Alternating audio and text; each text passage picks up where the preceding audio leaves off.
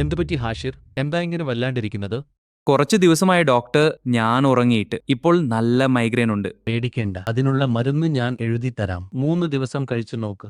എന്നിട്ട് മാറിയില്ലെങ്കിൽ ഇങ്ങോട്ട് വന്നാൽ മതി. അല്ല, എന്താ തനിക്ക് ഉറക്കമില്ലാത്തത്? എന്താ തന്റെ പ്രശ്നം? അത് പിന്നെ നാണിക്കേണ്ട, നിന്റെ ഫ്രണ്ട്സ് എല്ലാരും എന്നോട് പറഞ്ഞിരുന്നു. ഇതിനുള്ള സൊല്യൂഷൻ ഞാൻ പറഞ്ഞു തരട്ടെ. എന്തു സൊല്യൂഷൻ? A+ tuition centre.